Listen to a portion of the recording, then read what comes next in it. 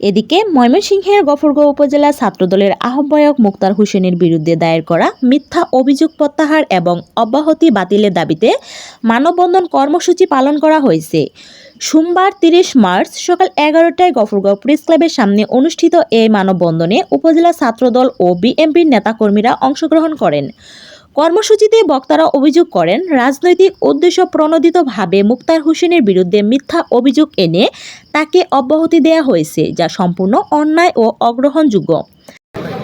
অনেকগুলো লোকজন আতর্কিতভাবে আমাদের ডেজারে উঠে হামলা করে, আমাদের প্রায় ৭-৮ জন স্টাফের উপরে অনেক আক্রমণ করে এবং ডেজারের অনেক মালামাল ওরা লুণ্ঠন করে নিয়ে যায়।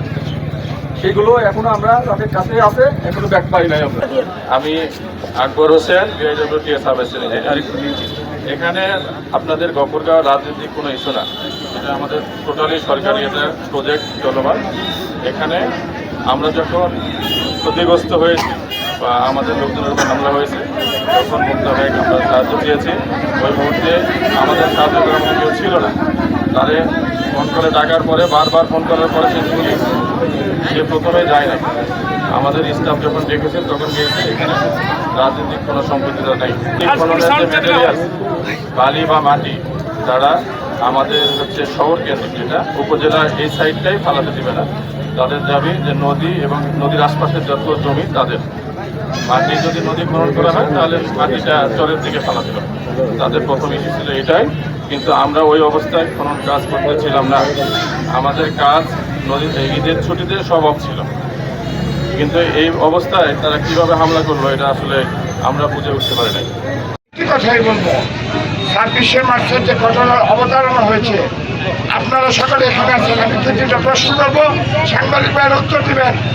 আপনারা বিভিন্ন মিডিয়ায় দেখেছেন, ফেসবুক মিডিয়ায় দেখেছেন যে অবৈধভাবে বালু উত্তোলন হচ্ছে, এটা কি সঠিক?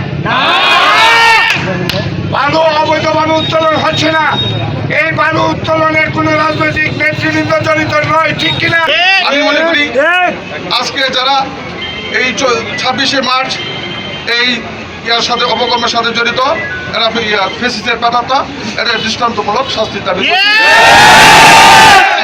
আমাদের ছাত্র দলের কর্মীরা মুক্তার মতো ছেলে গফরকে দরকার আছে, তার অব্যাহতি প্রত্যাহারের দাবি করছে। মুক্তারকে অনুরোধ করেছে, ভাই আমাদেরকে বাঁচান, আমাদের লোকগুলোকে মেরে ফেলছে। তখন মুক্তা তাদেরকে উদ্ধার করার জন্য সেখানে গিয়েছিল। আসলে মুক্তা কোনো ঘটনা ঘটে নাই, কোনো উত্তোলন করে নাই, শুধু ওই বিডব্লিউআইয়ের অনুরোধে মুক্তা সেখানে গিয়েছিল। এই ঘটনার সম্পূর্ণ মিথ্যা, আমরা এটা তীব্র নিন্দা প্রতিরোধ জানাই। আপনারা জানেন বালুর ডাক আছে, ডাকের মাধ্যমে যে পাবে সে বিক্রি করার অধিকার আছে। আমাদের রাজনৈতিক নেতৃবৃন্দ যে মুক্তার নামে অপপ্রচার হয়েছে, সে তো কোনো বালু বিক্রি করার জন্য যায় নাই।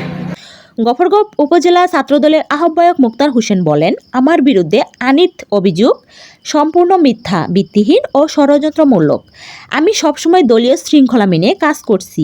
একটি কুচক্রী মহল আমাকে রাজনৈতিকভাবে হেয় প্রতিপন্ন করতে এই ধরনের অপপ্রচার চালাচ্ছে।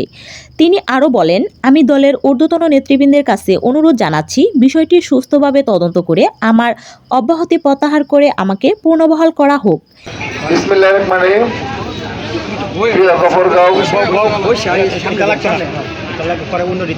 বিএনপি অঙ্গ সংগঠনের নেতৃবৃন্দ এবং মিডিয়া সাংবাদিক ভাইরা সকলে আমার পক্ষ থেকে সালাম গ্রহণ করুন। আসসালামু আলাইকুম।